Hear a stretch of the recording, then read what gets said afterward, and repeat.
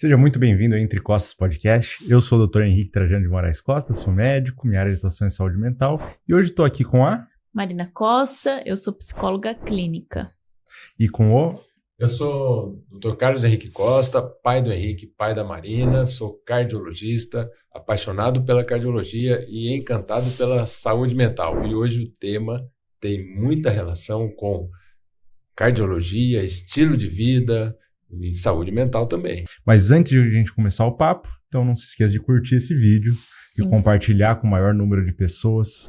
Hoje a gente vai falar um pouquinho sobre obesidade, então se você com certeza conhece alguém com esse problema, compartilhe com o maior número de pessoas para que elas saibam sobre o tema. Também deixe o comentário, deixe suas dúvidas aqui no podcast. E a gente vai ficar muito honrado com a sua inscrição no canal também, no canal do YouTube. Isso é importante para a gente, isso dá mais relevância e aí o próprio YouTube distribui isso para mais gente e mais pessoas terão esse conteúdo de promoção de saúde. Esse é o nosso objetivo aqui. E você está curtindo esse podcast pelo Spotify, tem que deixar... Deixe as 5 estrelas lá pra gente, por favor.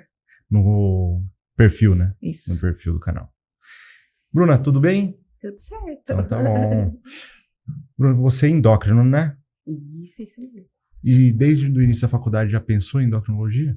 Não foi a primeira escolha. Eu entrei na faculdade muito aberta a conhecer as especialidades. Cheguei muito encantada com tudo. E aí, nos anos finais, que a gente vai tendo contato mais de perto, né, com cada especialidade, que aí eu decidi, primeiro que eu não queria cirurgia. Foi a primeira decisão. E aí, depois eu falei que eu queria área clínica, área investigativa, prevenção, os tratamentos clínicos, né? E aí, dentro, a partir do 2º ano da faculdade, a gente tinha um mês que a gente poderia escolher a especialidade que a gente quisesse fazer um estágio. Né? E todas eu fiz em áreas clínicas. Mas no 4º ano eu fiz endocrinologia. E aí eu senti isso. Falei, aí o coração bateu forte. O coração bateu forte. E a Bruna tem uma característica lá na nossa clínica SEMOS. Ela é extremamente acolhedora e minuciosa com os pacientes. Os pacientes adoram a Bruna. E essa característica, ela vai no detalhe, ela acolhe o paciente, isso aumenta muito a adesão, porque a gente sabe que os transtornos, assim como na cardiologia, na endocrinologia, a adesão não é aquela que a gente gostaria, mas com a Bruna, a adesão é maior por conta dessa empatia que ela tem com o paciente, o relacionamento, né? Médico-paciente. E sempre baseado muito em evidência, né? Esse é o ponto forte da Bruna, que é o nosso ponto forte, e a gente vai conversar muito isso, a medicina baseada em evidências, que não é a medicina do marketing, não é a medicina do modismo, isso nós vamos falar bastante nesse podcast. E eu achei legal que a Bruna definiu a medicina área clínica como investigativa. Uhum. E a gente tem de feedback de familiares nossos que passam com ela, que falam, ela é muito boa investigando, pesquisando, né, entendendo. Então, é muito legal. Mas então a gente vai conversar um pouquinho mais sobre obesidade, se é não ou não uma doença, se é não uma doença endocrinológica. Né? Bruna, então vamos lá. Obesidade é uma doença? É doença. É uma doença? É doença e a gente tem que entender como doença, entender enquanto equipe de saúde, enquanto pessoas, porque ninguém escolhe o peso que tem. Eu acho que essa é a primeira questão, né? Então, a gente tem que entender que é doença para a gente acolher essa pessoa, esse paciente, para a gente poder tratá-la, né? E entender o que envolve na gênese disso, né? Então, eu sempre falo, eu acho que informação é o mais importante. Informação para as pessoas, informação para os colegas da área da saúde, porque quanto mais informação a gente tem, melhor a gente consegue entender e tratar, né, essas pessoas que hoje é uma das doenças maior prevalência do mundo, né? E por que é uma doença, obesidade? Então, é doença porque tem mecanismos que fazem uma determinada pessoa ganhar peso. Então, assim, eu falo que é uma doença crônica, então ela vai viver com a pessoa aí o resto da vida dela, né, todo momento de vida dela. Por mais que ela consiga atingir um controle de peso, uma meta de peso, a gente coloca obesidade controlada. Então, é um diagnóstico que não sai, né, do paciente, multifatorial, então causada por diversos fatores, e recidivante. Então, uma doença que tem boas taxas de voltar Se o paciente, a depender, afastar um pouco do tratamento, não manter as medidas, então tem ou mesmo até mantendo, acaba tendo uma recidiva. É interessante, então, que às vezes você pode ter uma pessoa magra, aparentemente, mas obesa, controlada. Sim, exato. Então, exato. Não é sobre o fenótipo, não é sobre a forma da pessoa, mas sim uma coisa que é mais intrínseca, tem mecanismos que vão continuar, né? Mesmo ela emagrecendo, vão continuar lá dentro. Sim. Uma luta constante. Exato, e é o que a gente coloca, por exemplo, paciente com hipertensão controlada, um diabetes controlado, tem obesidade controlada. Então, existe isso, então é importante frisar, porque é uma pessoa que já teve acima do peso, tem muito mais chance de retornar esse peso do que uma pessoa que nunca teve. Né? E por que algumas pessoas chegam a... Por exemplo, se eu comer a mesma quantidade que meu pai come, eu vou engordar. Ao mesmo tempo que se ele fizer a mesma quantidade de academia que eu faço, ele não vai ganhar a mesma massa muscular. Por que isso? São variações individuais, né? Então a gente fala muito disso, genética, né? Por que eu não como a mesma coisa que a outra pessoa e o impacto disso é diferente, né? Então, assim, eu falo que determina o peso daquela pessoa é um conjunto de muitos fatores. Então, quando a gente vai ver o mapa da obesidade, fisiologia, é muita coisa. E a gente não sabe tudo ainda, né? Então, a gente tá aprendendo, tá estudando, cada vez surgem novas moléculas, novos hormônios associados. Então, basicamente é genética, a genética do indivíduo e a genética que foi herdada, também tem uma influência, né? Estilo de vida, então alimentação, se faz atividade física ou não faz, e saúde mental. Tá. Então, social, saúde mental também interferem no peso desse paciente. E como identificar se a pessoa é ou não obesa? Porque eu já sei que só o IMC não é o suficiente, né? Exato, então sai até uma nova classificação, né, de obesidade, pré-clínica, clínica, enfim. Mas basicamente, assim, explicando de forma mais prática, o IMC é o método mais fácil e mais acessível, que basta a gente ter uma balança, né, e medir a altura da pessoa, né, a gente consegue pela conta fazer o cálculo e a gente tem essa classificação de sobrepeso, obesidade grau 1, 2 e 3, né, através de cada resultado de IMC, mas a gente tem que entender que a gente tem armadilhas nisso. Então, a gente pode pegar um paciente, já tive a oportunidade de acompanhar alguns pacientes que o IMC era normal, mas com gordura no fígado, pré-diabetes, hipertensão. Então, como esse paciente estava por dentro? Será que ele não tinha excesso de gordura, que aparentemente não mostrava? Às vezes ele tem baixa massa muscular, mas tem um excesso de gordura corporal. Então, isso também é caracterizado como uma obesidade. Então, a obesidade é um excesso de gordura corporal, que não necessariamente a gente consegue ver no IMC. Agora, se a gente pegar aquela pessoa que treina bastante, que tem aquela massa muscular aumentada, às vezes vai dar um sobrepeso ali no IMC, vai dar até uma obesidade, dependendo. Mas a taxa de gordura é muito baixa. E aí, vou classificar esse paciente como obesidade? Só pelo fato do IMC? Então, a gente tem que levar outros fatores em consideração. Por exemplo, circunferência abdominal, bioimpedância, os exames que já dão uma dica pra gente de como esse paciente tá, tem um triglicérides aumentado, tem um pré-diabetes, uma intolerância à glicose.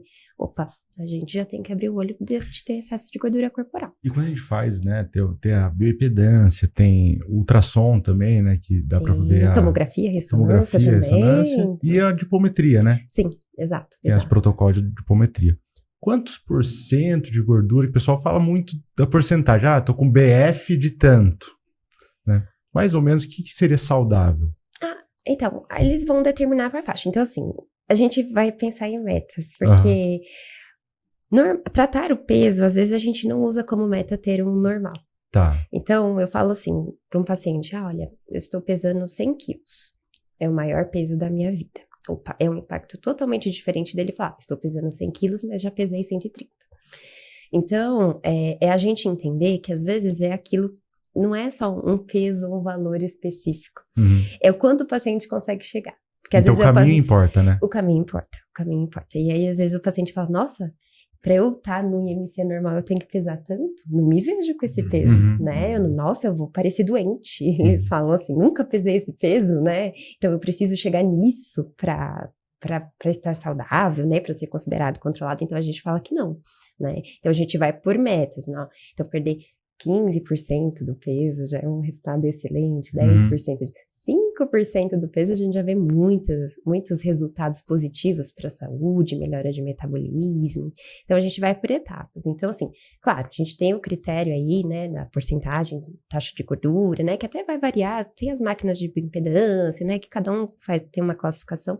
Mas mais que isso, é ver a saúde realmente do paciente, né? Então, o quanto ele conseguiu reduzir de taxa de gordura, o que é importante, porque emagrecer não é perder peso, né? Então, a gente tem que trabalhar para que a perda seja de gordura, né? Preservando ou até aumentando a massa magra desse paciente, né? Mas a gente vê o quanto isso vai contribuir para essa saúde de uma forma geral. Metabolismo, hormônios. E quando a gente fala de taxa de gordura, a gente está falando que às vezes o peso na balança ele é o mesmo, mas a pessoa ganhou massa magra e perdeu gordura. Exatamente. E isso é importante. Com certeza. Então não é só o peso da balança que importa quando a gente fala de saúde mesmo. Com certeza. E tem um falso magro, como vocês mencionaram, aquele magro, mas tem uma gordura abdominal aumentada. E recentemente eu atendi um paciente que ele no eco mostrou gordura aumentada no epicárdio. Então, o coração desse paciente... Coração gordo. Exatamente. E aí, né, associado à gordura do fígado, e hoje tem um conceito que para mim é novo, talvez para endócrino não, que é a gordura muscular, é a esteatose muscular. Então, eu queria que você falasse um pouquinho mais disso, essa gordura... não apenas do peso, mas a gordura visceral como um todo. Então, faz parte do espectro da doença a deposição anômala da gordura, né? Tá. Então, é a deposição da gordura fora do local, que é o adipócito, né? Que é a célula de gordura. Então, ela vai depositando basicamente em tudo. Então, a gente tem esteatose, que é o nome científico para gordura, né? Esteatose hepática, que hoje é uma das coisas que a gente mais comenta também, né? Um tema muito falado, então, que é a gordura do fígado, esteatose cardíaca, a esteatose pancreática, esteatose renal. Eu já peguei um paciente que tinha descrição de esteatose em pâncreas. Então, assim, a gente tem que entender que está em tudo. E aí, o maior risco é isso gerar uma disfunção do órgão, né? Então, existe essa deposição anormal, né? E aí, o principal ali é o fígado, porque é o fígado que lida muito com essa questão de metabolismo, né? E organização ali dos graxos, todas as moléculas de gordura, colesterol, né? Então, o fígado acaba recebendo mais, então é uma coisa que está sendo muito estudada, né? Mas a gente sabe que tem outros órgãos também, né? E também no músculo. Né? E também no músculo, que é uma coisa que não é visível e às vezes numa bioimpedância não se vê. O quanto daquele músculo é classificado como músculo, mas tem gordura lá no meio. Verdade, né? E interessante quando a gente vai escolher uma carne no açougue, a gente pega justamente isso, né? A gente procura a carne que é mais marmorizada, que tem mais gordura entre o músculo. Né? Exato, tem que ser. Que para a carne talvez fique mais saborosa e macia. Mas é o terror do cardiologista. É o terror, Marina, do cardiologista, porque todo esse distúrbio metabólico, ele vai repercutir no aumento do risco da obstrução dos vasos sanguíneos, levando ao risco, então, do infarto, do acidente vascular cerebral. E esse é o nosso grande temor da obesidade, que é um importante fator de risco para as doenças cardiovasculares. E nesse sentido, o que eu acho importante a gente falar? Que vem a síndrome metabólica, que no início, como você mencionou, a gordura abdominal, discretas alterações no exame de sangue, triglicérides alto, aquele pré-diabetes e alterações que vão predispor às doenças futuras no coração. Então, eu acho que é muito importante também a gente chegar antes, intervir antes do paciente que está apresentando a obesidade. Quando ele está na fase de sobrepeso, a gente deveria já intervir para que ele não chegue ao ponto da obesidade, que depois é muito difícil voltar. A doutora Bruna, numa aula que eu assisti, ela disse que o nosso corpo tem uma tendência de manter aquele peso. Né? Então, achei sensacional a analogia que ela fez com a escada rolante. Queria até que ela comentasse isso. A doutora Bruna participou de um workshop de emagrecimento que a gente fez lá na clínica, e isso ficou na minha cabeça, assim, marcado. Essa explicação foi muito boa. Que bom. Então, assim, a gente grava o maior peso da nossa vida. Isso tá... A gente tem uma área do nosso cérebro. A gente tem uma área no cérebro que controla isso. É como se fosse um prumo. Então, meu peso é esse. Então, ele faz de tudo para manter naquele prumo. Então, o maior peso, ele fica registrado. E ele não entende assim, vou perder para ter mais saúde. Ele fala, estou morrendo. É uma sensação assim. Então, eu falo, você tá lá no alto da escada, de uma escada rolante, você quer descer essa escada, você quer perder peso, mas essa escada sobe. Por isso é aquela história da doença crônica recidivante. Então, a gente tá fazendo todas as medidas para o paciente perder peso. Ele tá perdendo, ele tá descendo essa escada. Parou de fazer as medidas, a escada tende a levar ele. Quando você para na escada rolante, ela sobe. Ela sobe. Às vezes você estar parado numa escada rolante que está em movimento, você não está parado. Exato. Né? Ali de fora você olha, tá parado, mas a pessoa tá andando, porque a escada tá se movimentando. Mas quando a pessoa realmente para, em mais ou menos tempo, a tendência é o peso voltar. Tá. E aí ele quer sempre estar no maior peso, se você não cuidar, a depender da predisposição genética, ele vai juntando mais peso, acumulando mais peso, né? E isso vai subindo. E Bruno, e o efeito platô? Exato, então assim, é justamente esse conjunto de fatores, então a gente tem que avaliar o que é possível mudar e o que não é. Genética a gente não muda, então a gente muda hábitos, a gente muda questão de atividade física, alimentação, sono, saúde mental, isso a gente tem o poder de tratar e mudar. Mas genética a gente não muda. Então, para cada pessoa, esse conjunto de mudanças vai gerar uma resposta. Tem pessoas que têm resultados fantásticos, mas tem pessoas que fazem de tudo e o resultado não vem. Ou vem muito pouco, muito aquém do que a gente gostaria, né? E aí, é um problema da pessoa? Não. Então, assim, é um problema que às vezes a gente tá lidando com uma coisa que a gente não tem poder de mudar, que é genética, né? Mas assim, aí a gente vai para outros tipos de tratamento, né? Não quer dizer que, será que precisa de uma medicação? Será que é um caso de um tratamento cirúrgico, né? Uma cirurgia bariátrica? Então, a gente tem que avaliar tudo isso. Então, o conjunto de mudanças que a gente vai fazer vai gerar um resultado que é diferente de pessoa a pessoa. É o que eu falo para os pacientes. Eu falei, não sei como que você vai responder. É o acompanhamento que vai dizer, né? E se tá dando certo ou não, se não tá dando certo a gente muda e a gente vai ver o que melhor se encaixa para essa pessoa, né? Ou seja, não dá para prometer resultado. Não prometemos resultado, assim, a gente vai fazer de tudo para que o paciente chegue. Então, a gente tenta uma via, tá funcionando ótimo, não tá funcionando, vamos pro plano B, vamos pro plano C, eu falo assim para os pacientes, porque a gente vai encontrar um caminho que funcione, né? E você falou no início a questão da saúde mental como um dos fatores que contribuem para a obesidade. Do lado de lá da mesa estão os profissionais de saúde mental desse podcast. E aí eu queria saber de vocês o seguinte: eu atendo muita gente com sobrepeso que se vê muito obeso. E atendo também muito obeso que não se vê como obeso. Como é que vocês entendem isso? Como é que vocês podem explicar isso? Aí eu vou deixar para a Marina, porque a Marina tem uma palestra só sobre isso. E depois quero fazer minha contribuição também. Então vamos lá. É comum mesmo no consultório. Eu atendo principalmente mulheres, né? Então, mulheres que atingiram seu maior peso, fizeram o processo, né? A jornada aí de perda de peso, conseguiram. Algumas atingiram ali o IMC normal. E elas se olham no espelho e elas veem o maior peso. E aí a gente chama isso do transtorno dismórfico corporal. Que e eu faço um exercício com elas, eu peço, desenhe como você se vê. Desenhe o seu maior peso e desenhe o seu menor peso. Como que é esse corpo? E aí, às vezes, elas perderam, assim, 20 quilos. E elas desenham o peso que elas estão hoje igual. Quando tá no consultório, tem até profissional que pede pra pessoa deitar no chão e contorna ela no papel pardo, pra ela, de fato, ver qual é o corpo dela. Mas eu atendo bastante online, então peço pra pessoa desenhar no papel. E eu falo, será que é possível hoje, depois de ter perdido 20 quilos, o seu corpo ser exatamente igual? Né? Não é, então vamos pensando. E aí eu vou parte por parte. O seu braço, ele é exatamente igual? Né? A circunferência, a cintura, será que não diminuiu um pouquinho? Não. Quadril, ou qual que é a área que você costuma acumular mais gordura? E o menor corpo que às vezes foi na juventude. Foi lá, a pessoa tem 50 anos e foi quando ela tinha 20. Será que esse corpo volta a ser o mesmo? Provavelmente não, né? E você pode me dizer muito melhor. E é o esperado, né? Não é o mesmo corpo, não é mais a mesma pessoa.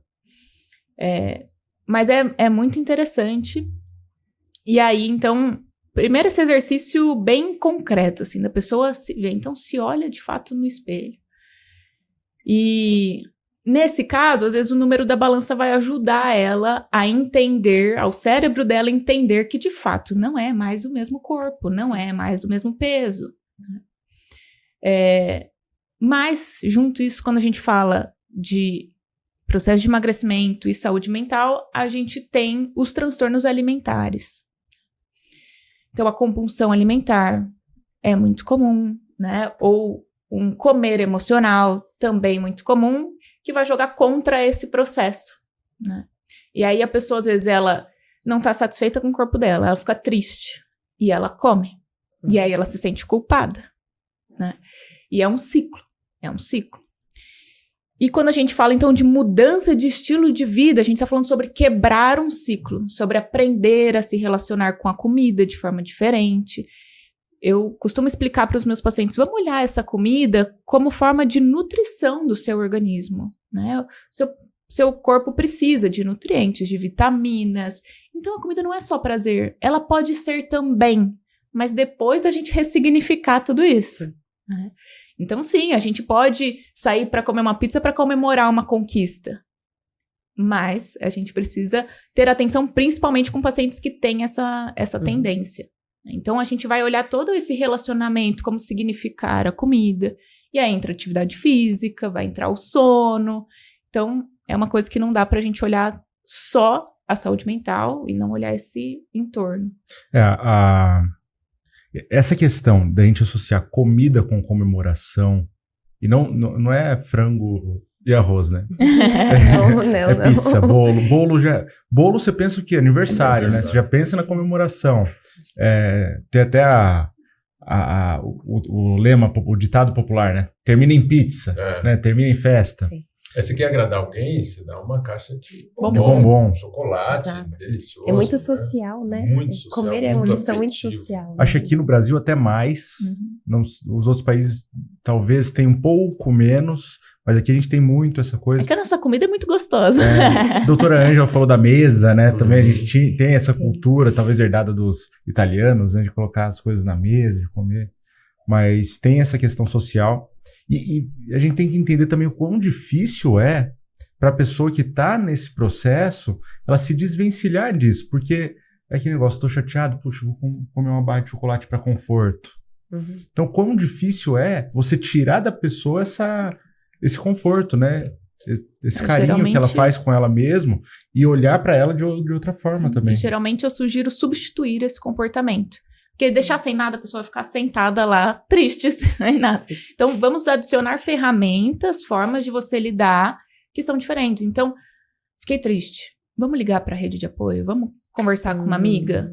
Vamos tomar um banho e se cuidar no banho, né? Então, aquele banho mais demorado, a gente brinca o banho premium, né? Liga uma velinha, vamos desenvolver outros prazeres além da comida. Exato. E muitos pacientes falam do merecimento. Então, depois de um dia cansativo, estressante, a pessoa, eu mereço uma pizza, eu mereço hambúrguer, um chocolate. E isso que você falou, ela merece sim um autocuidado. Então, ressignificar como esse autocuidado pode ser feito de modo que promova a saúde, o bem-estar, a qualidade de vida e também um entrosamento social sem precisar estar vinculado à questão alimentar. E eu, como trabalho muito com dependência química, tabaco, álcool e outras drogas, eu percebo o mesmo padrão.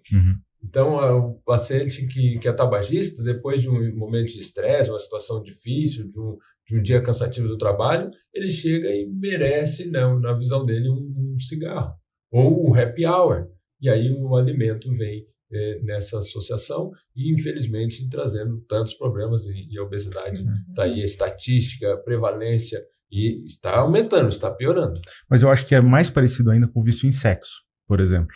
Porque é uma coisa que você vai continuar fazendo mesmo depois de ter se tratado, né? Então você vai continuar comendo mesmo depois de ter se tratado, você vai continuar fazendo sexo depois de ter se tratado. Mas quando a gente fala, por exemplo, do vício em sexo, é sempre com o outro e sempre com um objeto de desejo.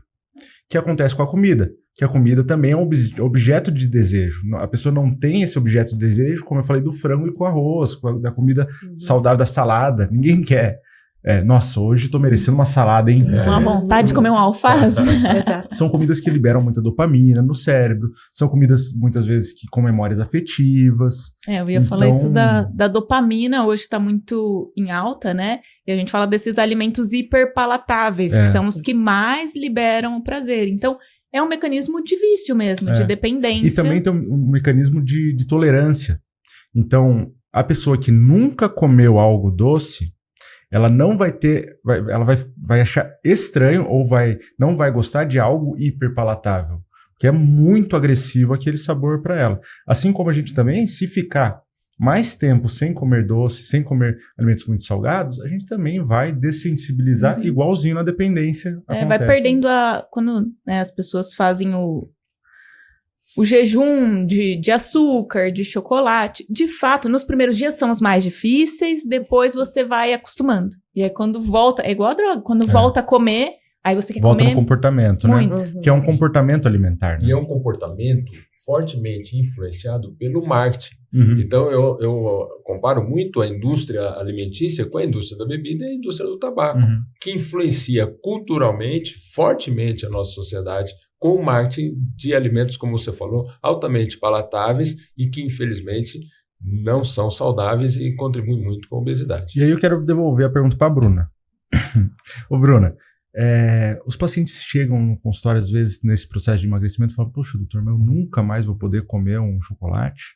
Então, a gente tem que colocar metas alcançáveis. Então, eu falo assim, nunca vai comer uma pizza. Eu acho que é uma palavra muito forte, recebo ainda mais pacientes jovens, independente da idade. Eu acho que a gente não tem que trabalhar com restrições e proibições muito radicais, porque depois a tendência do paciente não seguir, né? é muito grande, né? Então, a gente tem que ser vida real. Eu falo para os pacientes, tem que ser vida real. O que eu convido eles a fazer é um exercício. Eu falo assim, é fome ou é vontade de comer? E eu falo assim que todos sabem a resposta. Então, a fome é a necessidade do corpo de ter a energia daquele alimento. Então, você come o que tem, tá? Tem um doce, banana. Tem banana aqui, então eu vou comer uma banana. Mas fala, estou com vontade de comer. Eu não quero a banana. Eu quero a banana com leite condensado, chocolate, com sorvete.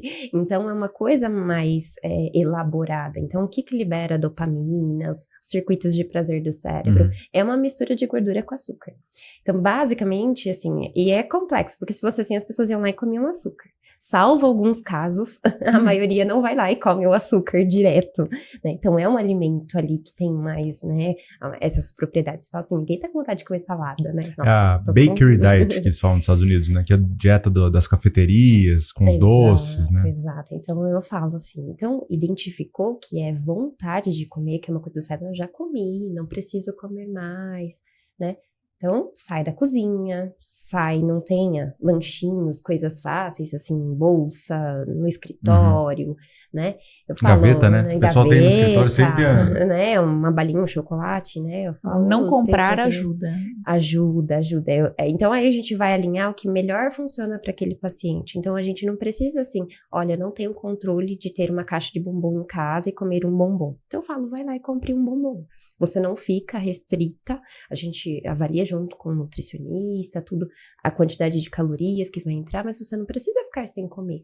Opa, mas não consigo ter uma caixa? Vamos com lá, você vai lá na loja, compra um bombom, come, pronto, acabou.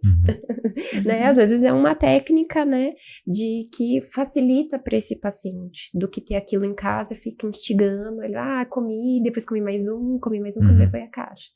Né? Então, acho que aí tem dois binômios importantes. O primeiro é a seleção e escolha do alimento, mas outro ponto importante é a quantidade. Nós falamos da pizza aqui. Um pedaço de pizza é agradável, talvez o segundo vai bem. Okay.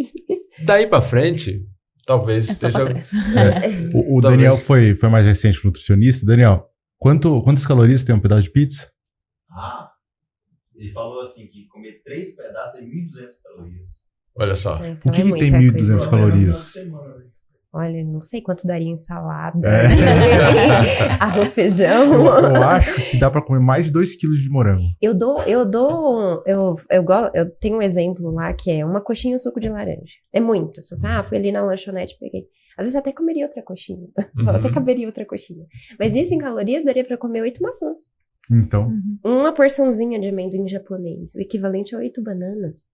Então, às vezes eles ficam muito admirados e falam assim, olha a proporção. Então, eu falo às vezes que não é quantidade que você tá comendo, é qualidade desse alimento, mas né? eu como só um pouquinho de amendoim. Exato. Nossa, eu tô engordando, mas eu não como muito. Às vezes vem isso, né? De novo, a comparação com o dependente químico. Todo dependente químico, ele passa por um processo de negação. Ele minimiza, eu saí só para tomar uma cervejinha com os amigos. E no caso do alimento também. Muitas vezes ele minimiza, ele não considera tudo o que ele ingere. Tem paciente que eu vou, na hora de pesar, e fala assim, doutor, mas eu não como nada, como eu posso estar com esse excesso de peso? Então, é a negação. Outros pacientes, quando eu falo, você precisa restringir o carboidrato. Então, é açúcar, arroz, pão, massa, macarrão, pizza. Eu falo, doutor, então não sobrou nada. Sobrou tudo. Né? Então, é toda essa visão de negação que muitas vezes a pessoa não quer abrir mão daquilo que ela gosta e não quer seguir essa jornada de mudança de estilo de vida que é tão importante para a saúde. Mas aí, se a gente fizer o paralelo, continuar o paralelo com a dependência química, essa pessoa está na fase pré-contemplativa, né? Ela não entendeu ainda que o peso dela é um problema. No consultório ainda recebo até hoje, isso me impressiona um pouco. Pessoas que estão nitidamente bem fora do peso e não entendem isso como um problema. Isso. Então, explicando, né, a pré-contemplativa é a fase em que a pessoa ela não quer mudar. Ela não vê aquela situação como um problema e ela está decidida a não mudar. É como a gente aborda o fumante nessa fase pré-contemplativa, ele diz, olha, o meu familiar nunca fumou e morreu de câncer jovem. É assim com o obeso, que ele não quer mudar, ele vai dizer, olha, tem magro aí que infarta. É verdade. É verdade. Mas não tenha dúvida que, estatisticamente, o obeso tem o maior risco de sofrer doenças cardiovasculares, e não só as doenças cardiovasculares, inúmeros outros problemas que o obeso sofre com a sua saúde por conta do excesso de peso.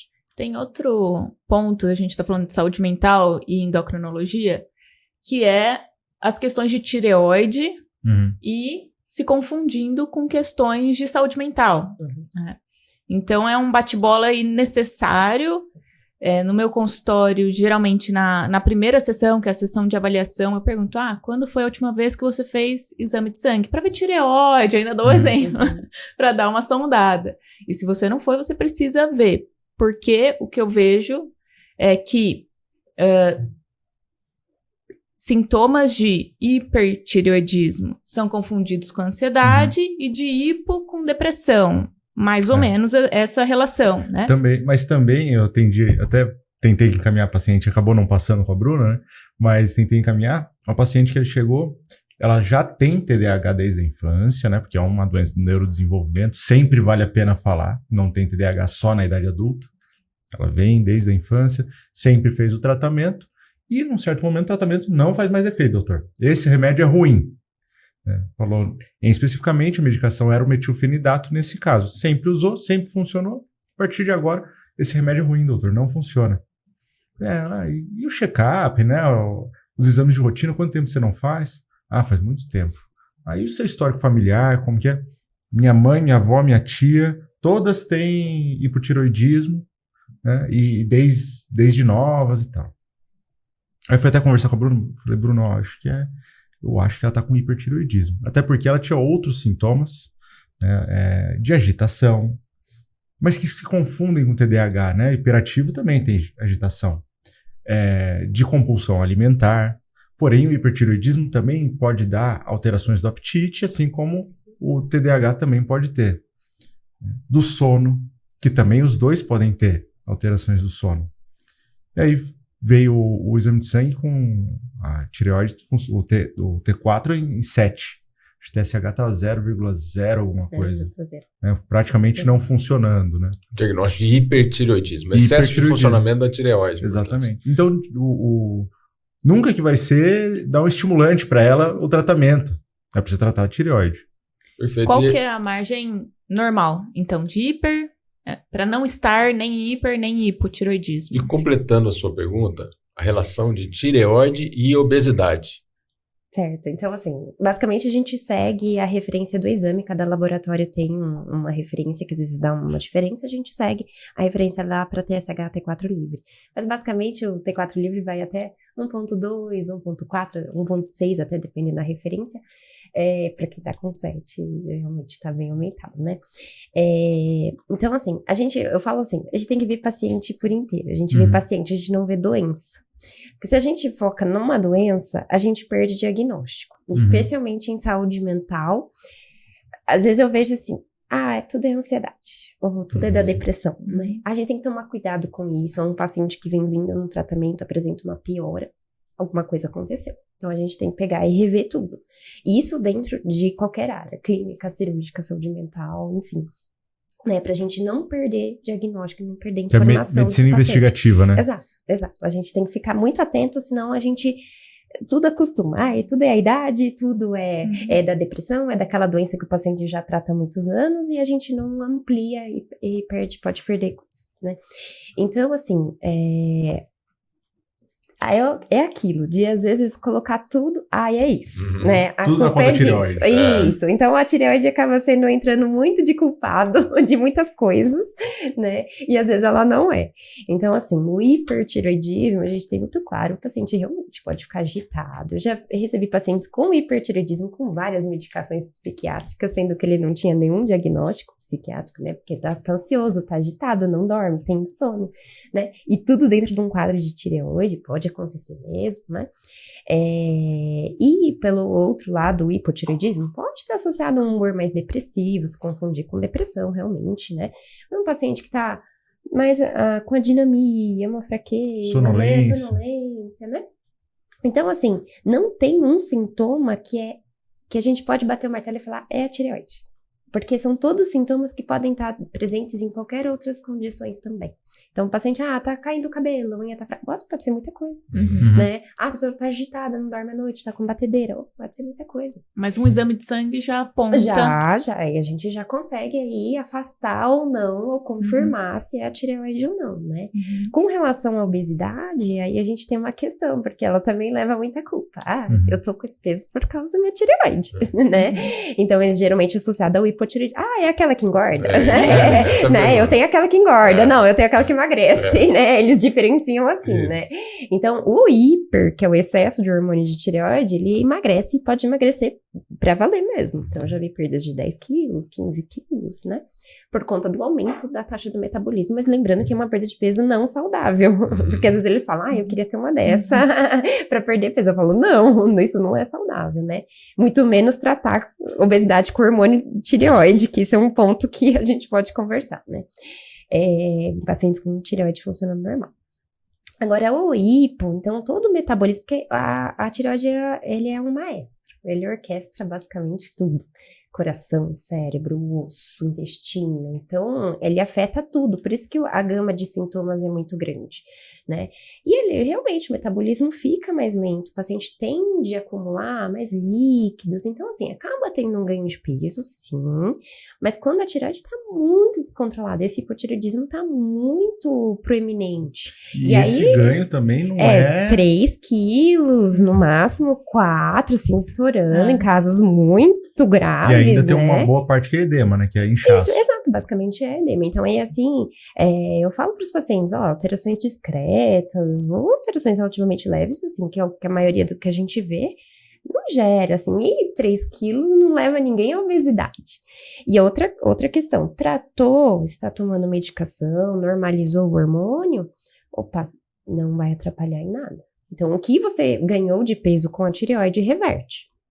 Tá tratando, reverte. Então, se esse paciente faz um tratamento para alguma disfunção tireoidiana e está apesar do uso da medicação, está com hormônio normal, tá tudo controlado, não vai atrapalhar em nada, em perder ou ganhar peso, não é para interferir, nesse processo. Uma vez tratado, já resolveu. Né? Exato. Eu lembro de uma vez o Ronaldo Fenômeno, quando ele estava no final da carreira no Corinthians, saiu essa história de que ele estava acima do peso por conta da tireoide. Foi capa de jornal e tudo. Exatamente. Então, e essas questões acabam criando esses mitos na sociedade. Exato. E isso é importante também, a educação em saúde acabar com esses mitos. E é interessante que, se a gente pegar o próprio caso dele, a gente não sabe mais detalhes, a gente não avaliou ele, então é muito importante falar isso primeiro. Verdade. Mas ele continuou engordando depois que parou. E é muito comum em atletas, né? Porque tem um gasto calórico muito grande. Com treinos excessivos. A hora que para, ainda mais ele que parou com lesões, então foi pro sedentarismo, aí continua ingerindo a mesma quantidade de caloria, mas não sem tem atividade gasto, física. E aí vai aumentando o peso. Ele sempre teve essa tendência de engordar e voltar ao peso dele. Então, sempre que ele parava, ele engordava, né?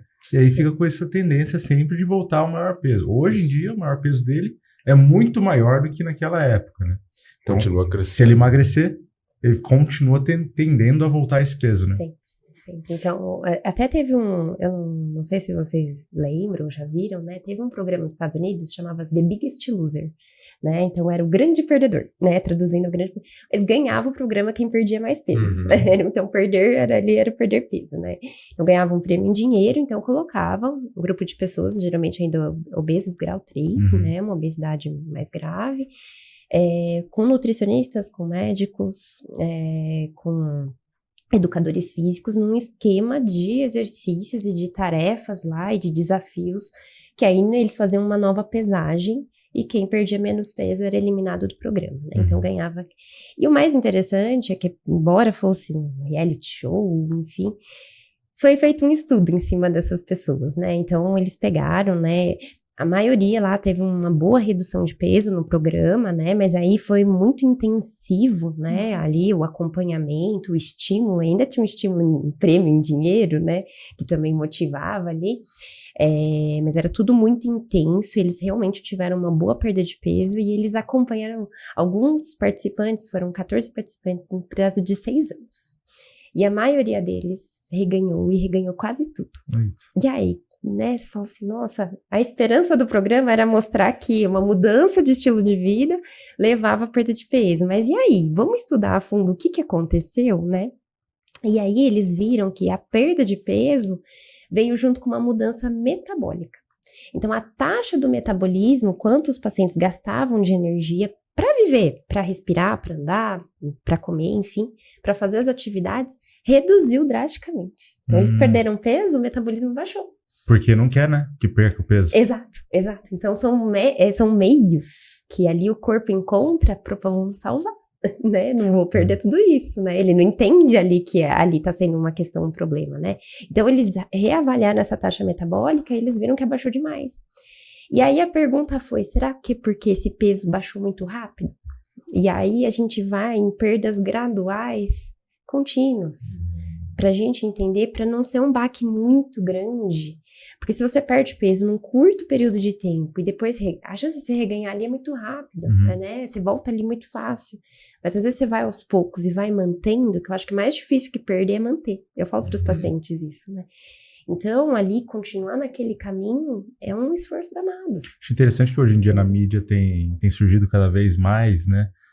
Muito motivado pelos influenciadores fitness. Então, alguns reality shows mais no YouTube, né? Tem até o Serjão Foguetes, que ele tem reduzido o peso, tem mantido, né? Mas é uma coisa mais gradual. E acompanhado também antes era 100% sedentário. O próprio fato dele ter perdido peso ajuda com que ele seja menos sedentário também. Porque imagina movimentar uma massa de 150 quilos. E aí, se chegar aos 100 quilos, é muito mais fácil de movimentar. As articulações não estão tão sobrecarregadas. Menos lesões, menos dor, para quem já tem a lesão. Então, é interessante. E o acompanhamento também mais contínuo, né? Eu acho que já faz uns 2 anos por aí. E tem sempre exposto a perda. Sim. Então, isso também é importante. O acompanhamento deles, dos obesos, ser pro resto da vida, né? E o que houve também foi o aumento de hormônios de fome. Uhum. Então o corpo ele sinaliza, você come, vamos recuperar o que a gente perdeu. Então ele funciona para isso, né? Claro, cada um tem uma resposta diferente, a gente tem que pensar que são muitos hormônios associados e assim, a gente tem um hormônio que eu acho que está muito comentado, que é a leptina. Ele é produzido, né, pelas células de gordura. Mas o que acontece? Então, quanto mais células de gordura você tem, mais leptina você tem. E esse é um hormônio que fala para não comer. Tipo, estou saciada. E aí? Acontece que no cérebro a gente tem uma resistência a essa leptina. Os pacientes com obesidade, ele tem uma resistência, então a mensagem não chega, né? E aí a gente tem alguns casos, ainda bem que são bem raros, né? Mas de alterações na expressão desse hormônio, na expressão do receptor, que são obesidades gravíssimas, que começam já desde a infância. Então, a gente também tem que ter uma atenção ali, às vezes até dentro da pediatria mesmo, de um paciente que tem um ganho de peso muito grande, que não é compatível com o estilo de vida daquele paciente para gerar um ganho de peso tão grande assim. Se eu não me engano, tem 2 síndromes genéticas que acompanham disso, né? Que é a síndrome de Down, às vezes pode estar acompanhada, e a Prader-Willi. Isso, Prader-Willi, Bardet-Biedl, X frágil, então tem algumas, são isso são síndromes, né? Que têm associação com a obesidade, mas tem um outro conjunto de alterações, mas tem as monogênicas, que são, por exemplo, alteração no receptor da leptina. E aí, muito específico. Muito específico, né? Então, ainda bem que a gente não vê, são pouquíssimos casos, né, relatados, mas existe. Então, mas existe, a gente tem que ficar... E aí é um problema da saciedade. Exato. A pessoa não come. Nunca tá saciada. E aí, para uma criança, às vezes, ali, então já começa ali, fica difícil, né? A gente tem que ter uma boa atenção com relação a isso. E o tema, ele é extenso demais e a gente queria muito falar sobre o tratamento medicamentoso da obesidade, mas antes, eu queria que você falasse para a gente da importância da mudança do estilo de vida no tratamento da obesidade. Nós tivemos aqui o Bruno Colontoni, que inclusive é autor do livro Seja Você a Sua Cura. Então, a mudança do estilo de vida, que pode prevenir doenças, que pode tratar doenças. Então, eu queria que você comentasse isso e dissesse, nesse processo de emagrecimento, o que é mais importante? Dieta ou atividade física? Tudo. Já adianto que é tudo. Então, assim, eu falo que independente do caminho que a gente vai, o paciente necessita de um tratamento medicamentoso, um tratamento cirúrgico, eu falo que existe um básico que precisa ser feito, né? E entre eles envolve uma dieta. Eu nem gosto de falar dieta porque vem com uma carga, né, de restrição, negativa. Parece que a pessoa vai viver de chá e alface, né? Eu falo assim, reeducação alimentar, né? Então, a gente ter em conjunto um bom nutricionista e a gente alinhar como é o dia a dia desse paciente. O que esse paciente tem de condição financeira para ter determinado alimento? Qual que é o gosto dele? Ele gosta disso? Não gosta disso? Eu falo, a gente tem que levar isso como questão, porque se a gente entrega, olha, segue esse cardápio, opa, e aí, né? Não funciona, né? Não funciona. Então, a gente tem que adequar a rotina desse paciente. Esse paciente come fora, esse paciente leva marmita, que horário que o paciente para comer, a gente tem que ver tudo isso, né? Trabalha de dia, trabalha de noite, né? Então, são coisas que a gente tem que alinhar. E aí, final de semana, posso comer um docinho? Posso comer um docinho depois do almoço, né? Então, a gente tem que alinhar isso, né? Uma das coisas que a gente tem entrado como pilar de tratamento e avaliação até para tratamento medicamentoso é os padrões alimentares. É o paciente que belisca, é o paciente que não belisca, mas come até se sentir cheio, né, até sentir mal, é o paciente que tem o comer emocional, comer hedônico. Então, a gente tem hoje essa diferenciação e essa avaliação, categorização em padrões alimentares que às vezes ajudam a gente ver qual a melhor técnica ou qual o melhor tratamento medicamentoso que vai funcionar para esse paciente. Então, esse é o primeiro ponto. Então, que eu falo que é educação alimentar. Segundo, atividade física. Então, eu falo assim, que é importante. Às vezes, de primeiro momento, esse paciente não consegue fazer atividade física, né? Então, a gente vai fazendo o que... Eu falo assim, vamos fazer o que dá, né? Então, consigo fazer atividade física uma vez na semana. Ótimo. Então, assim, a gente tem estudos que falam que o paciente que faz uma vez na semana ou 2 vezes na semana, faz só o final de semana, já diminui a mortalidade. Eu falo isso daí para os pacientes. O final de semana tem que ser ganho. Então, não tenho tempo. Sábado, domingo, você tem tempo? Tenho. Então, tem que fazer. E é interessante isso, porque muita gente fala, doutor, eu faço atividade física durante a semana e não faço no final de semana. Mas o final de semana, teoricamente, é o mais fácil de fazer. Exato. E a questão da atividade física hoje está muito relacionada à prioridade. Eu estava pensando no seguinte, quando a pessoa recebe um diagnóstico, por exemplo, de um infarto, de um AVC ou de um câncer, ele não para tudo o que ele está fazendo para ir tratar? Ou para ir para o hospital. Para o hospital? Por que ele não faz isso com a sua saúde, de priorizar a saúde, de adotar um estilo de vida, de doar tempo para ele mesmo para promover saúde? O Bruno Colontoni, quando ele veio, ele falou uma coisa muito interessante. Você tem que colocar, ele deu um exemplo com o sono, né? Você tem que colocar o sono na conta. Então não adianta se você, fiquei no celular até 10 horas. O sono não tá na conta. Tomei um café depois das 16 horas. O sono não tá na conta. A atividade também, atividade física. Tenho 20 horas, por dia para fazer minhas coisas. 1 hora, então eu tenho 19 horas, na verdade, porque 1 hora tem que ser de atividade física. Bem, que isso que você falou, para mim funcionou muito bem. Eu sigo uma planilha, a Grazi Oliveira, minha treinadora de corrida, e ela me manda uma planilha mensal. Então eu tenho 3 treinos na semana de corrida. Eu tenho que cumprir isso, está na minha agenda. Então esse compromisso com a atividade física tem que colocar na agenda. Uhum. E aí você vai fazer. Exato, tem que priorizar. Priorizar. E aí, como você falou, muitas vezes o obeso ele tem dificuldade de se movimentar. Comece onde você está, faça o que você pode, use o que você tem, mas coloque o seu corpo em movimento. Mas igual também como você falou, provavelmente o início é quando ele vai ter uma taxa metabólica, uma taxa metabólica para gastar, né? Porque depois vai ficando mais difícil. Exato. Então, assim, essa da questão da taxa metabólica, uma pessoa que pesa mais, precisa gastar mais energia para andar, para falar, para respirar. Então, ela tem uma taxa metabólica maior. Então, um corpo que está mais magro, em teoria, precisa de menos calorias para fazer todas essas atividades. Só que o que controla o metabolismo? O músculo. Então, hoje tem dado um foco muito grande para músculo. Então, tem paciente que chega assim, eu tô ganhando peso, mas acho que é metabolismo. Eu passei dos 40, eu já passei dos 30, o corpo músculo, já não é mais... Assim, a gente vai cair taxa de metabolismo no envelhecimento lá na frente. Então, eu falo, não tem esse aqui, não é explicação, tá? Eu já falo assim, não é culpa do metabolismo.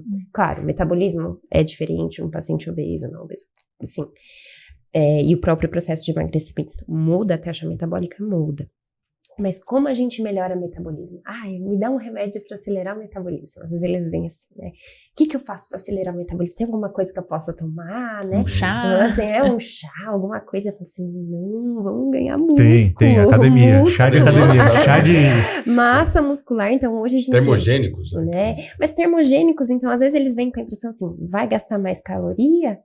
Mas não vai emagrecer. Você precisa tomar muito termogênico e para dá chegar nisso. problema cardíaco. Problemas cardíacos. Já tive muitos pacientes com arritmia cardíaca pelo uso de termogênico. E os diuréticos? Então, o pessoal toma para... Perde água. Tá desidratando. Eu falo assim, então o que a gente quer perder? Gordura. Então, massa muscular a gente quer, se tiver boa, preservar, pelo menos, ou aumentar a massa magra. Então, quem dita metabolismo ali? Massa magra. Gordura, músculo, né? Então a gente fala, quer diminuir gordura e ganhar músculo. Então hoje tá muito em evidência músculo. O maior órgão endócrino hoje é músculo. Olha só. Porque ele produz tantas substâncias que agem longe de onde é produzido, né? Que é a definição de hormônio, que mexem com muita coisa. Antes eu achava que o músculo era só pra gente ter força, andar, e se movimentar e ter equilíbrio, mas o músculo é muito além disso. A famosa irisina ficou famosa aqui no Entre Costas, que a doutora Ângela comentou, e é um exemplo disso que você está falando, de uma substância que previne Alzheimer produzido pelo músculo. Depressão. Quando a gente fala de mudança de estilo de vida, aparece muito a palavra motivação. Mudança de estilo de vida, a gente precisa olhar para sono, e sono... eu durmo pouco e fico bem. Não, seu corpo não fica bem. É a média das 8 horas, esse é o ideal. E lógico, a gente vai olhar para cada pessoa, como é a rotina. Alguém que acabou de ter um bebê, sono vai ser alterado? Vai naturalmente. Alguém que faz o trabalho noturno, sono vai ser diferente? Vai. Mas a maioria das pessoas consegue, se organizar, ter ali a média das 7, 8 horas. Eu falo até 7, tá bom. Mas se você dorme 4, primeiro a meta vai ser 6. Sim, não vai ser às 8 direto? Eu falo, às vezes a pessoa viveu a vida inteira naquilo, comendo aquelas coisas, não fazendo atividade física ou fazendo pouca atividade física. As pessoas falam assim, não quero você aqui semana que vem falando que já fez tudo. Porque é um processo. Tem altos e baixos, tem dia que vai ser bom, tem dia que vai dar tudo errado, vai ter que comer o fast food, não vai dar pra treinar.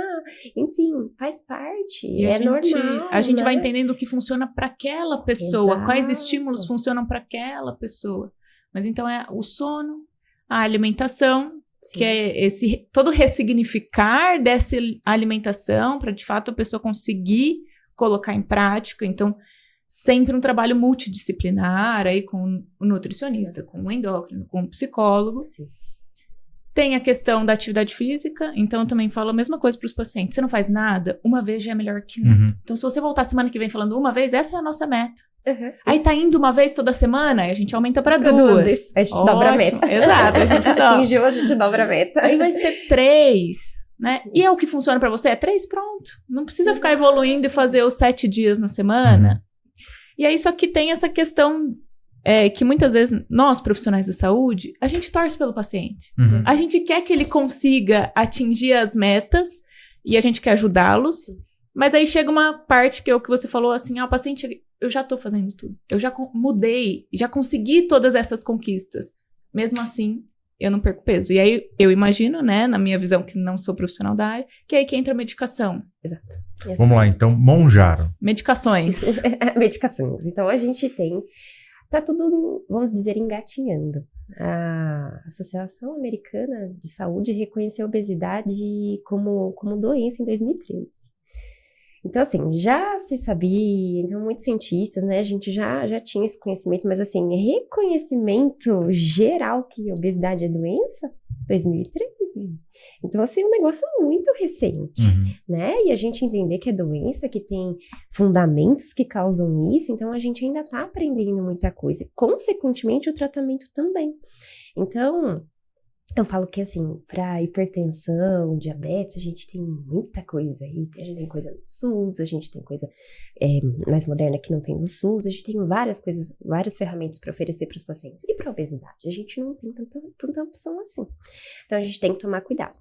Agora, felizmente, a gente tem tido muitos avanços, né, muitos lançamentos de medicação que tem sido de muito recente para cá. Então, a gente está falando agora de tratamentos que tenham mais eficácia e mais segurança, que eu acho que é uma grande questão. Antigamente, a gente falava sibutramina, fenproporex, fenpramona. Esses 2 últimos já caíram, então a Anvisa já proibiu, por questões de segurança. A sibutramina também não é muito segura, né?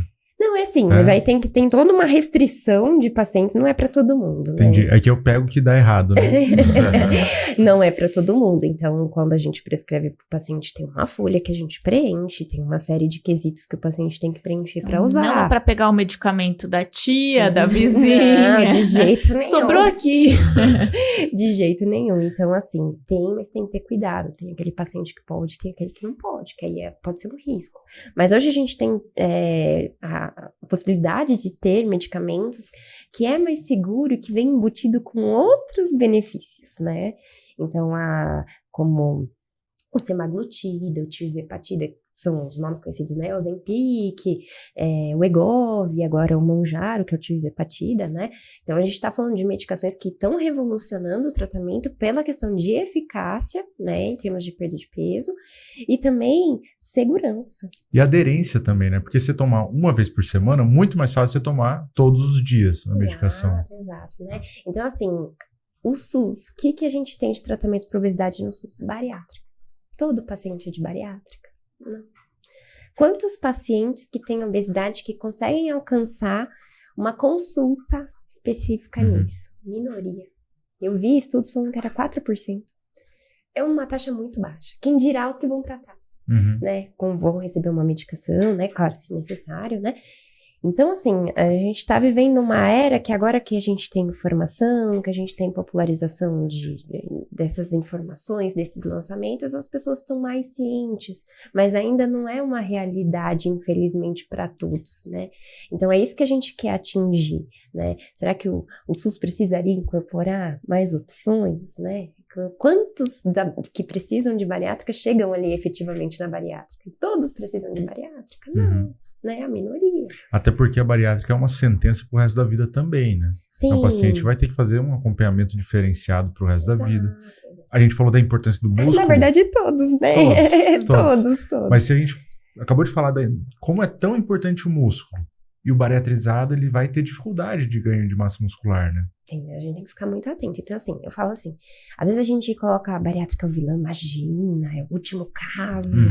Mas tem paciente que é paciente de bariátrica. Sim. E aí a gente fala, olha, eu acho que o melhor tratamento é o que o paciente precisa, né? Então, se tentamos. Então, assim, a gente vai por etapas. Então, eu falo, vamos começar com o básico. Reeducação alimentar, atividade física e saúde mental. Então, vamos cuidar disso. Tá legal? Tá perdendo peso? Ótimo, vamos acompanhando. Perdeu um pouco, mas estacionou. Ou tá fazendo tudo, não sai do lugar. Opa, a gente já tem que começar a ver. E mesmo assim, com tanta popularização, com tanta informação sobre mão já, é todo mundo que responde? Não. Né? Todo mundo tem condição de comprar? Não. Então, a gente tem que adequar e a gente tem que saber oferecer para esse paciente. Então, a gente avaliar qual é o tipo do comer do paciente. Comer emocional. Opa, às vezes a gente precisa tratar ali uma compulsão alimentar para ele conseguir seguir um cardápio do Nutri, né? A gente precisa cuidar dessa ansiedade. A gente às vezes precisa lidar com outras questões externas, né? Para poder chegar ali naquilo. Não é só o remédio faz tudo pelo paciente, ou vai substituir a atividade física, ou vai substituir dele ter que fazer um controle alimentar, né? Então, e a gente tem que atentar, porque todo o processo de perda de peso, envolvendo medicação ou não, bariátrica ou não, leva músculo embora. Leva osso embora. Então, e a gente tem que minimizar isso, né? Então, o nosso papel ali tá acompanhando, nesse acompanhamento multidisciplinar, para que o paciente não tenha aí prejuízos com o tratamento também, né? Então, mas a gente tem, então, não são muitas opções, a gente tem algumas, tem um Contrave também, que é uma medicação bem interessante aí para comer emocional, né? Então, ele controla assim, e conhecendo os mecanismos que geram obesidade, a gente está conseguindo desenvolver medicações para cada questão. Mais então, às vezes são assertivo, medicações, né, que se complementam. Poxa, uma pessoa que às vezes come em grande quantidade, que reage bem para esses hormônios que dão saciedade, como a tirzepatida ou semaglutida, mas às vezes tem um comer emocional junto. E aí vale a pena a gente interferir em medicações que mexem ali em dopamina, tudo. Então a gente vai guiando e vendo como que o paciente vai, o perfil que vai responder para determinado medicamento. Então, assim como a bariátrica não é para todo mundo, o Monjaro não é para todo mundo, o Ozempic não é para todo mundo. E é interessante a gente falar, porque tomar cuidado com pessoas que prescrevem sempre uma fórmula mágica, sempre para todos os pacientes é igualzinho. Porque o paciente, cada um é diferente, né? É muito individualizado, tem que ser individualizado. O Contrave não vai funcionar para o paciente que tem uma boa adesão à dieta. Às vezes a atividade física é muito mais importante para esse paciente do que pagar caro numa medicação. Exato, um Orlistat, né? Que o paciente já come normal, um remédio que vai atrapalhar a absorção de gordura, mas você, mas eu não como gordura. Então, realmente, não é um remédio que é cabível para esse paciente, né? Então, a gente tem que saber fazer essa diferenciação. Isso que vocês falaram, eu acho muito importante a gente destacar aqui. O Henrique falou da fórmula mágica e você falou que o melhor medicamento é aquele que o paciente precisa. Então, a gente precisa destacar isso, porque o paciente, muitas vezes, ele vem atrás de uma fórmula mágica. Infelizmente, muitos profissionais surfam a onda de querer vender a fórmula mágica. E aí prescrevendo medicamentos que não estão indicados, que têm efeitos colaterais, que colocam a saúde da pessoa em risco. Eu atendo pessoas com sobrepeso leve usando esses medicamentos que você falou para emagrecimento. Então, isso, a gente precisa fazer esse alerta, já que o nosso objetivo aqui é promoção de saúde, fazer esse alerta contra essas pessoas que utilizam inadequadamente medicamentos, vendendo fórmulas milagrosas e mágicas, resultados milagrosos que não têm relação com a saúde. E eu acho que outro ponto a gente está falando da medicina baseada em evidências, né? Psicologia baseada em evidências, e a primeira premissa é para a gente saber o que o paciente precisa, para daí acionar qual é a melhor evidência, é a gente ouvir. Para entender tudo isso que a gente está falando aqui. Então, qual é o tipo de fome, de vontade, o padrão alimentar daquele paciente, as questões emocionais. Então, eu tendo a ser resistente a cirurgias. Por quê? Eu acho que primeiro a pessoa precisa tratar muitas questões, principalmente emocionais, de autoestima, de autoimagem, para daí sim fazer toda essa avaliação, para daí sim partir para uma cirurgia, seja ela plástica, seja uma bariátrica, mas hoje tem a lipo, tem a abdominoplastia, tudo isso. E as pessoas fazem como se fosse tomar um remédio. Exato. A gente tem que alinhar a expectativa do paciente. Exato. A gente também tem que discutir isso em consulta. Você tá esperando perder quanto, né? Qual que o paciente, qual que é a visão dele, qual a visão que ele tem do corpo dele, onde ele quer chegar. Aquilo vai resolver todos os problemas dele. Exato, vou ter meu corpo de 20 anos, de 15 anos de novo, é aquilo, né? Então, assim, às vezes a pessoa demorou anos pra chegar naquele peso. Eu falo assim, é em 3 meses que você vai voltar? Então a gente tem que ser pé no chão. Às vezes um remédio, olha, tô tomando, perdi 1 quilo. Nossa, Ótimo. eu queria perder 5 quilos, 10 quilos, Ah, não, isso né? do ponto de vista do paciente, Então, né? exato, Pra gente é ótimo. Pra gente né? é ótimo. Pra gente é ótimo. Mas é isso que a gente tem que alinhar expectativas. Porque às vezes ele vai, olha, eu vou tomar um remédio, nossa, daqui até o final do ano eu já tô pesando tanto. Porque fulano... Exato, porque eu vou caber num vestido. Então, às vezes, a gente tem que saber alinhar o como que é esse tratamento ele vai ser, aonde que a gente vai chegar, o que é considerado uma boa resposta, Isso. né? Porque a gente tem que ter, eu falo assim com eles, a gente tem que ser pé no chão. Né? E aí, nesse sentido, Bruna, a gente sabe que uma redução de 10% do peso por tempo prolongado já tem um impacto Muito grande. importante. Então, o que você considera uma boa resposta? Perder peso e manter. Então, a gente tem que preservar essa perda de peso. Então, sim, foi o que a gente conversou. 5%, nossa, já tem resultados muito importantes. 10%, ótimo, né? 15% é o que a gente fala que é excelente resposta, né? Então, assim, claro, tem pacientes que vão perder mais, mas aí tudo a gente vai vendo em conjunto. A gente vê melhor em qualidade de vida, a gente vê melhor em exames, a gente vê melhor em sono, qualidade de sono, em disposição, né? Então, esse número 10% já é um número ótimo. 15% então a gente almeja. Mas claro, o paciente tem que perder e manter. E aí eu acho que tem um ponto que é legal da gente conversar, que é assim, a ferramenta que mais ajuda o paciente a manter o peso que ele perdeu é a atividade física. Isso assim, de tudo que a gente tem. Então eu falo assim, o paciente consegue perder peso sem fazer atividade física? Consegue. Então faz uma reeducação, tudo. Consegue. Mas mesmo que ele vá para um medicamento ou vá para uma cirurgia, se ele não fizer atividade física, ele vai reganhar. Né? Então a gente vê muitos pacientes que foram para bariátrica, às vezes voltaram no peso que tinha. Então isso é uma prova que não cura, nenhum remédio cura, nenhuma cirurgia cura, né? Então reganharam, voltaram para o peso que tinha antes de operar, mas a maioria deles não estava fazendo atividade física. É interessante naquele programa Quilos Mortais, Dr. No, ele é chato nisso, né? Ele só vai operar o paciente se o paciente mostrar que teve uma perda de tantos quilos, se essa perda é sustentável, se está fazendo atividade física. E, infelizmente, a balança não mente, né? Então, o paciente que não está fazendo não vai ter algum resultado. Né? E ele pega muito em relação à porcentagem, né? De perda de peso. E eu falei, né, da minha resistência com cirurgia, porque as cirurgias são procedimentos invasivos que têm risco à saúde. Sim. Então, não é... Por isso que eu falei, não é igual tomar um comprimido. É muito mais complexo e precisa de um cuidado E não depende maior. do grau de obesidade. Tá numa obesidade grau 3, obesidade mórbida, né? Precisa de bariátrica. Só a bariátrica que vai resolver esse paciente. Eu já falo, não, né? Então, opa. Eu já vi pacientes com obesidade grau 3 que chegaram num sobrepeso, um peso quase normal, só com alimentação e atividade física. Mas já vi pacientes obesos grau 1 que fazendo tudo, não perde peso, não sai dali. Então, a gente tem que saber realmente diferenciar. Eu falo que, assim, não é só o IMC que indica a cirurgia. A gente tem que ver o paciente. Tem paciente que não é para cirurgia, por mais que tenha o IMC. Então, a gente tem que alinhar essa parte psicológica com a expectativa, porque tudo tem consequência. Eu falo, o remédio também. Remédio tem custo, remédio tem efeito colateral. E se a gente tá pensando que a doença é crônica, o tratamento é crônico. Então, quanto tempo vai usar esse remédio? Tempo indefinido. Tá dando certo, eu vou tirar. Então, o remédio tá controlando a pressão. A pressão tá boa com o remédio. Eu vou tirar o remédio. O que vai acontecer? A pressão vai subir, né?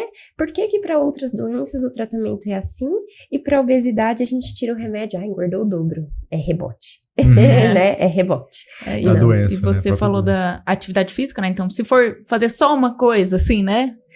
Mantém a atividade física, mas a importância do acompanhamento. E da abordagem multidisciplinar, né? Com certeza. Bem, eu acho que a gente vai precisar de outro podcast para falar também sobre saúde mental e obesidade, só especificamente, né? Porque eu tenho muitas dúvidas e gostaria de fazer muitas considerações. Então, se você quer ouvir um outro podcast sobre isso, deixa no comentário desse vídeo, né? E caminhando agora para o final, queria só saber, então, as suas considerações finais, Marina. Começou por mim, não tive nem tempo para pensar. Primeiro, eu acho que saibam que profissionais da saúde que se importam com você, eles estão torcendo, né, pelo seu resultado. Né? A gente se alegra também com as conquistas dos pacientes. Esse é um primeiro ponto. E com cada conquista, acho que nesse processo, a gente falou bastante sobre emagrecimento, valorize cada grama, cada quilo, é um esforço. E o acompanhamento profissional, acho que facilita muito esse processo. Ter alguém ali te incentivando, te estimulando e também vendo o que mais funciona para você, te direcionando da melhor forma. E como que as pessoas conseguem te encontrar? Eu estou no Instagram como Marina Costa Psi e nós estamos na Clínica Semos, todos nós. Beleza. Dr. Carlos Henrique Costa. Olha, eu gostei muito do episódio. Tem várias falas aqui que eu gravei no meu coração, mas a Marina falou uma coisa que me tocou. Ela falou, nós torcemos pelos nossos pacientes. Então, nós torcemos por vocês. E é uma mudança de relação médico-paciente. Porque, mesmo quando eu me formei, a nossa postura é muito mais impositiva para o paciente. Olha, eu prescrevo o remédio, você tem que tomar. Você precisa fazer atividade física e reeducação alimentar, agora é com você. Não, nós precisamos caminhar ao lado do paciente. Paciente, profissional de saúde, psicólogo e equipe multidisciplinar, precisamos estar lado a lado, de mãos dadas para atingir o objetivo de promoção de saúde, qualidade de vida e bem-estar. Doutora Bruna. Eu adoro o assunto, né? Para mim foi uma alegria, eu agradeço o convite, foi ótimo. Eu acho que se tem para deixar uma mensagem, assim, procurem atendimento, procurem ajuda. A gente realmente torce pelos pacientes. Eu falo assim, que bom que você veio, que bom que você procurou. Esse é o primeiro passo. Se você não procurar ajuda, né? É doença, tem tratamento, não tem cura, mas tem tratamento. Então a gente tem que saber procurar o profissional certo, ir guiando, o que tá dando certo tá ótimo, a gente mantém, o que não tá a gente muda. A gente vai avaliando isso continuamente e vai mantendo o acompanhamento. Estudos mostraram aí para tratamento de obesidade, acompanhamento de emagrecimento, os que tinham consultas mais próximas tiveram melhores resultados, né? Então, às vezes a gente fala assim, a gente não quer ficar chovendo no molhado. Todo mundo sabe que tem que fazer atividade física, tem que fazer reeducação, mas o impacto de forma diferente, a gente levar uma informação, olha, se você não fizer atividade física, tem uma boa chance de você reganhar o peso que você perdeu. Opa, a pessoa já tem um entendimento diferente. Opa, fazer atividade física uma vez na semana, 2 vezes na semana, já previne mortalidade, né? Então, é isso, impactar ele de formas diferentes e restabelecer saúde. Que eu falo que saúde não é estar só com os exames normais, né? Às vezes é poder brincar com os filhos, com os netos, é poder sair caminhar, é poder não ter dor, é conseguir levantar, tomar cama e dar um vaso sanitário sem ajuda. Então, a gente tem que a gente trabalha muito com prevenção. E eu acho que eu tenho que ter esse privilégio de trabalhar com prevenção. A gente também tem que levar informações e convencer os pacientes que, olha, vamos cuidar já, né? Vamos cuidar já, não vamos deixar aparecer complicações pra gente tratar depois. Então, procurem atendimento, procurem ajuda, né? Se cuidem, que a gente tá sempre torcendo por eles. Show de bola. Bem, e como as pessoas podem te encontrar, Bruno? Tô lá na Clínica Semos, né? E tô no Instagram também, bruna.lima.endócrino, né? E aí eu faço os atendimentos aqui na região também. Beleza. Bem, minha consideração final então é que se você puder investir em alguma coisa, não pense em investir em remédio, mas em investir nos profissionais que vão te acompanhar e torcer por você. Eu sou o Dr. Henrique Trajano de Moraes Costa, vocês podem me encontrar como Dr. Henrique Trajano no Instagram. Faço meus atendimentos na Clínica Semos e na Morata aqui em Jundiaí. E hoje, doutora Bruna de Lima esteve entre costas. Muito bom.